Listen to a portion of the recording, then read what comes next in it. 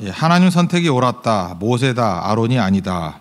하나님 선택이 옳았다. 모세다. 아론이 아니다라는 제목으로 하나님 말씀 증거하도록 하겠습니다.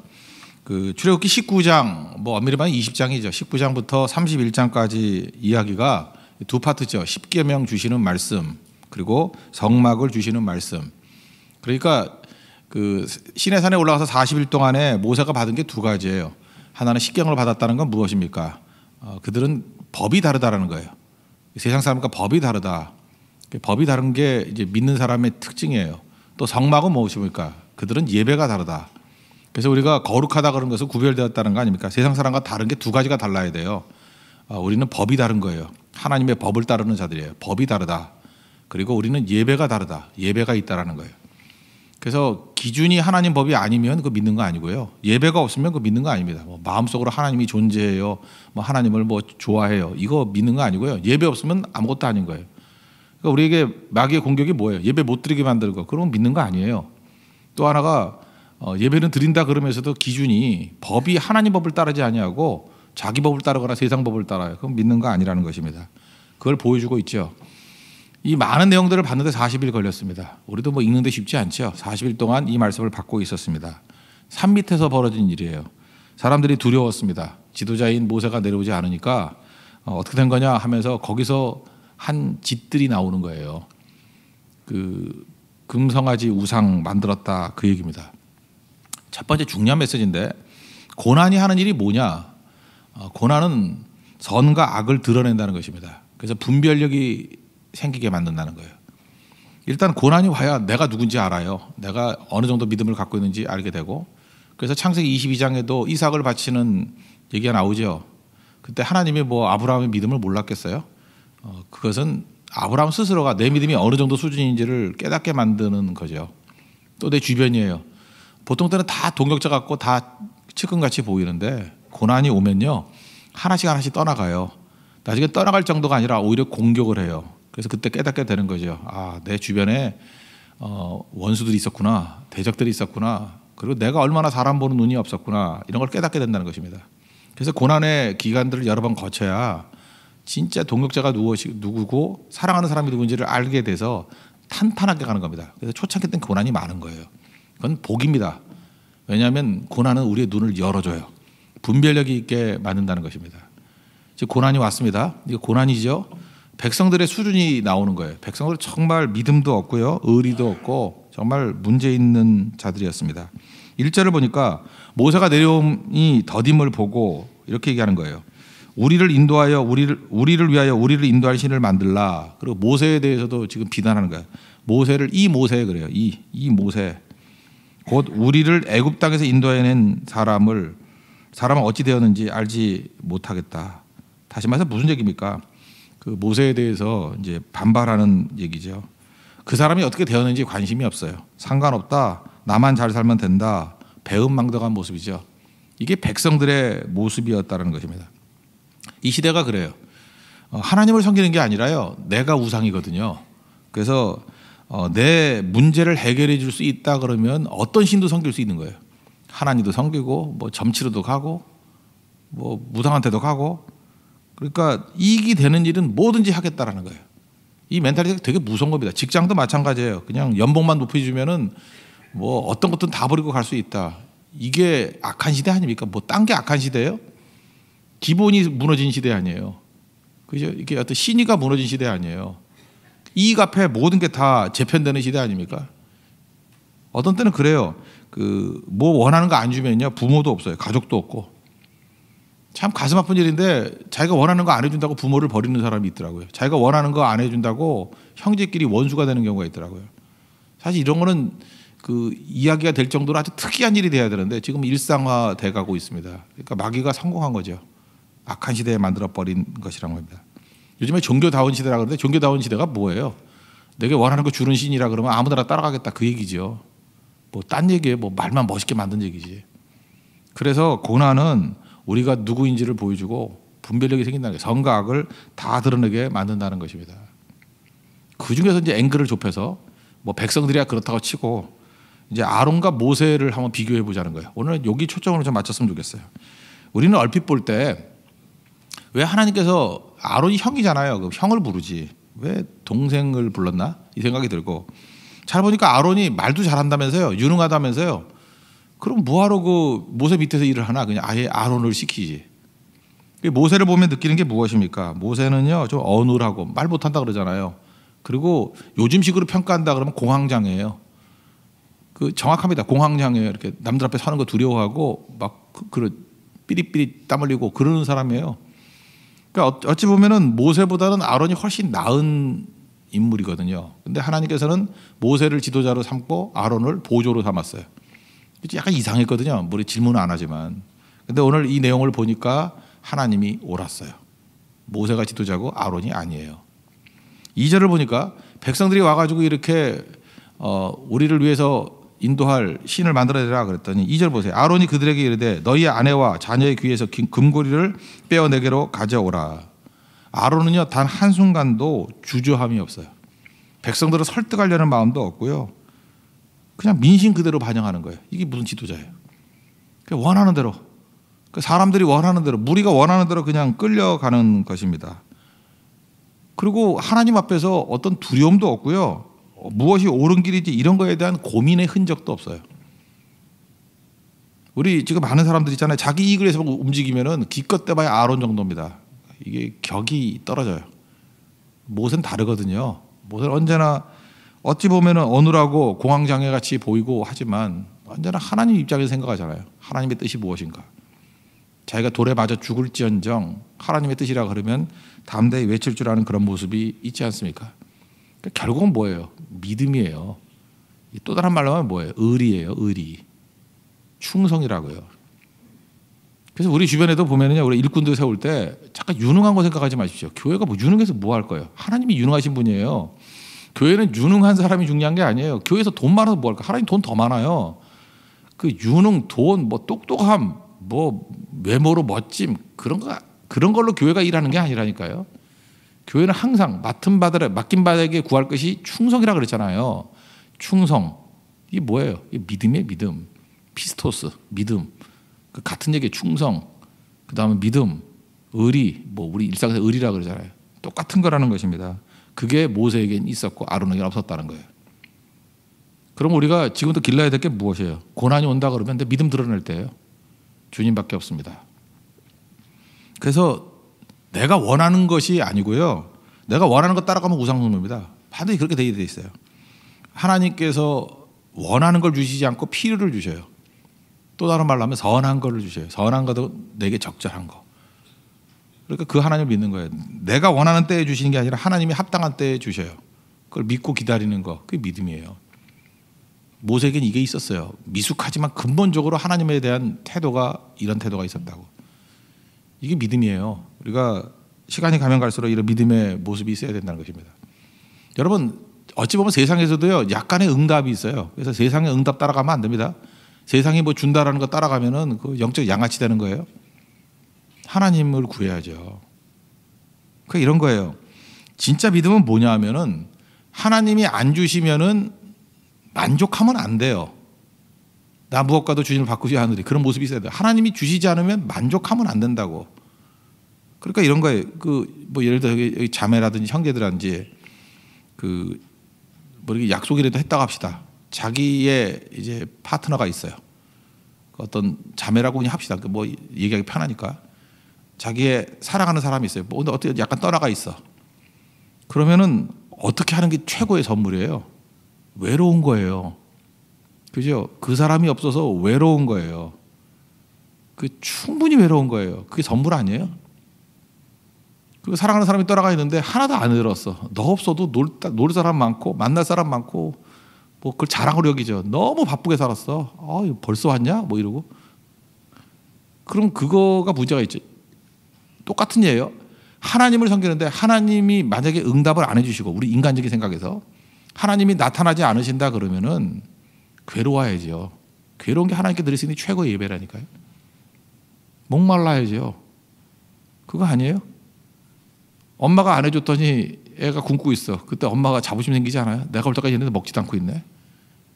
강아지는 그래요. 강아지 주인 올 때까지 안 먹고 기다리고 있어요. 그래서 애들한테 못 느끼는 감동을 받아. 이게 화장실에서 이게 샤워하고 나오면은 걔가 이렇게 앉아 있어요. 그래서 야, 참 나보다 낫다. 내가 이런 생각을 하거든요. 그러니까 그 주인 외에는 만족이 없습니다. 그게 충성이잖아요. 하나님 앞에 우리도 그런 모습이 있어야죠. 하나님의 임재가 없고 하나님이 들어가서 안 나오시면 그냥 거기서 괴로워도 기다리고 있는 거예요. 다른 걸로 채워질 수 없는 거. 근데 우상숭배가 뭐예요? 다른 가짜로 채우겠다는 거예요. 하나님이 안 주시면 딴 거 먹으면 되지. 만나 안 주시면 그죠? 맛 안 나 먹으면 되지 뭐 이런 식이에요. 그죠? 하나님이 아니면 내가 만들면 되지.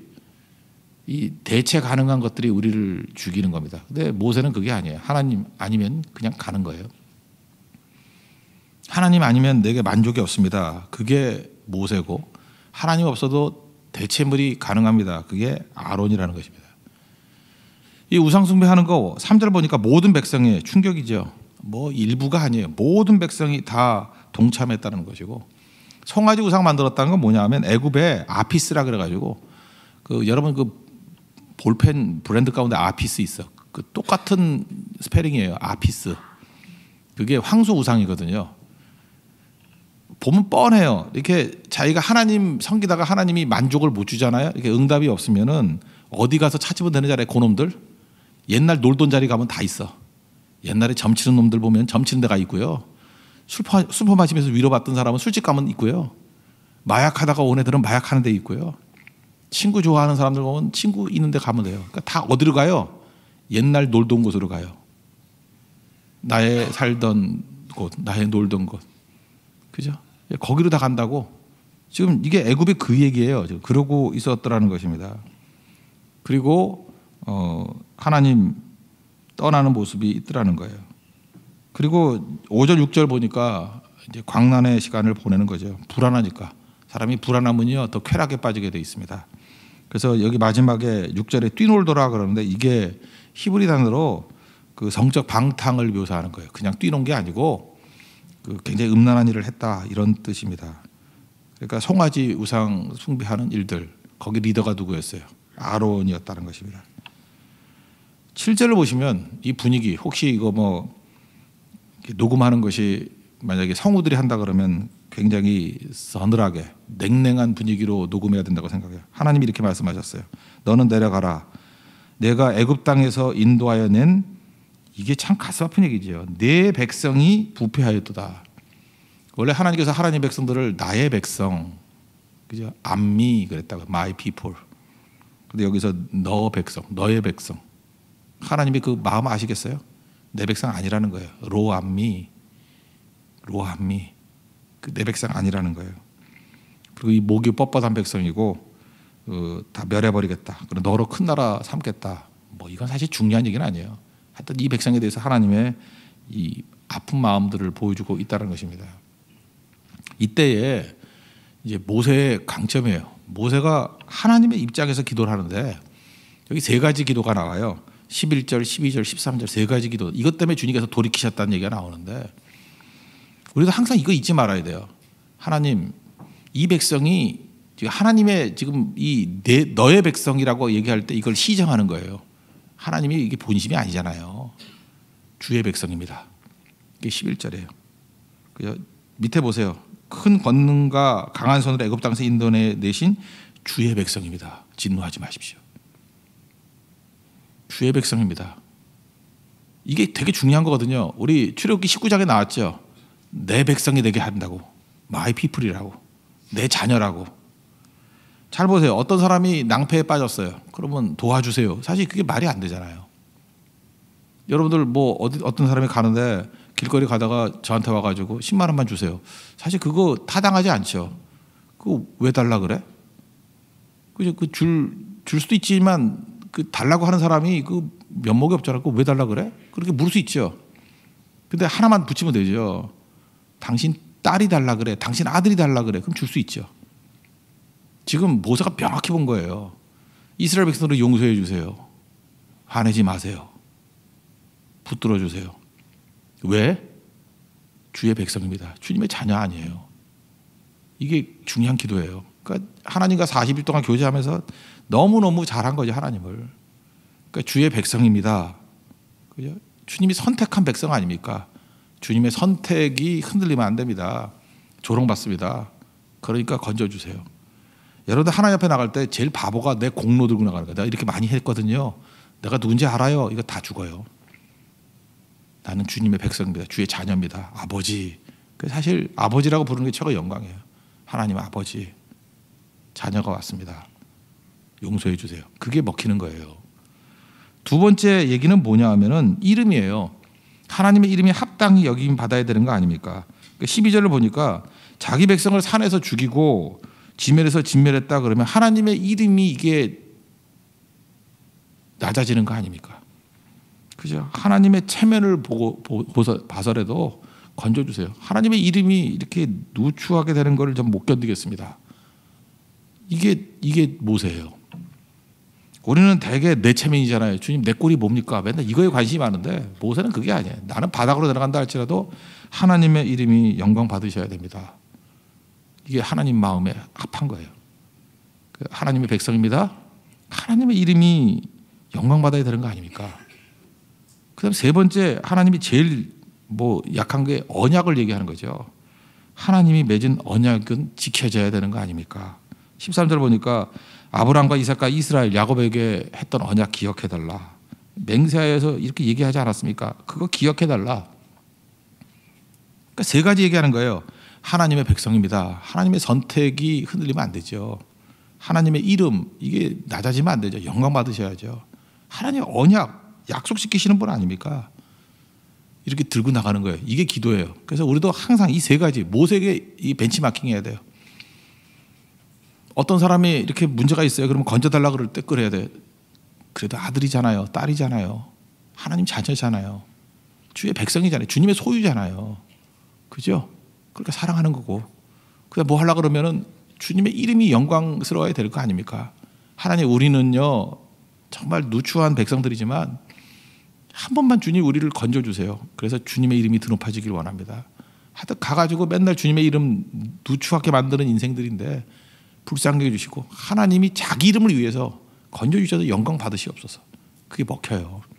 또 하나는 약속이에요. 하나님 약속에 언약하면 지키시는 분 아닙니까? 하나님 약속이 있잖아요. 들어주셔야죠. 그랬더니 하나님께서 놀라운 결정을 내리시죠. 14절 백성에게 내리지 않았다 그러죠. 뜻을 돌이키다. 뜻을 돌이키사. 이거 보면서 무슨 느낌이 들어요? 하나님도 뭐 뜻을 맨날 바꾸나? 변심하나? 그게 무슨 하나님이야? 그게 아니고 하나님이 말씀을 이렇게 하시지만 하나님의 본심이 뭐예요? 백성을 사랑하는 거죠.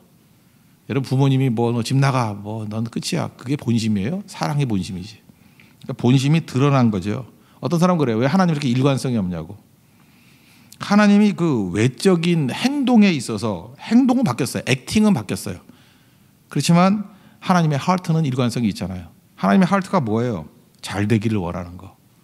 그의 백성을 사랑하는 거. 이게 일관성이 있는 거죠. 액팅은 뭐예요? 이거는 사실 이게 본질이 아니에요. 하나님의 일관성은 뭐냐면 처음부터 끝까지 그의 백성을 사랑하고 있다는 거예요. 말로는 칭찬했다가 말로는 혼냈다가 그 차이가 있는 거지. 하나님 왜 일관성이 없어요? 일관성이 있는 거죠. 우리 속에도 어떤 일관성이 있어야 돼요. 바보들은요, 막 화가 나가지고 지멋대로 막 내뱉었던 말들이 있죠. 그 말에 대해서 책임지려고 그래요. 왜 그런 말을 책임져요? 가슴을 책임져야지. 나는 너를 한번 사랑했어. 그러면 그 가슴이 움직이지 않고 끝까지 가는 거죠. 그게 의리죠. 그게 충성이죠. 그게 믿음이죠. 베드로도 마찬가지예요. 베드로가 예수님 부인하고 저주했어요. 근데 예수님 뭘 보신 거예요? 그의 가슴을 본 거예요. 행동, 액팅에 가서 시비 걸지 않고 가슴을 본 거예요. 너 지금도 나 사랑하니? 그 행동을 묻는 게 아니에요. 사랑하니? 알죠. 사랑하는지 주께서 아십니다. 그럼 됐어. 너는 일관성이 있었어. 내 양을 먹이라. 다윗에 관해서도 마찬가지예요. 다윗도 간음하고 살인하고 범죄했어요. 그때의 그 회개하는 모습 속에서 뭘 본 거예요? 범죄하는 현장 속에서도 하나님을 의식하고 있잖아요. 가슴을 본 거예요. 가슴의 일관성. 하나님이 그걸 보신다고. 근데 마귀는 뭘 보는지 알아요? 행동의 모순을 지적하면서 정죄하는 거예요. 요즘에도 여러분 사람들 만났을 때 잊지 마십시오. 여러분이 어느 것에 일관성을 지켜야 되는지를 알아야 돼요. 가슴의 일관성이에요. 행동은 인간이 절대 모순적인 존재입니다. 절대 일관성이 있을 수가 없고 세상에서 제일 모순은 부모님이에요. 부모님 행동이 일관성이 있어요. 뭐 혼낸다 그랬다가 뭐 한다 그랬다가 앞뒤가 하나도 안 맞아. 그렇지만 어머니 가슴에는 처음부터 끝까지 일관성이 있잖아요. 자녀를 사랑하는 것. 그거에 대해서 누가 부인해요. 하나님 섬길 때도 마찬가지라는 거예요. 가슴이 일관성이에요.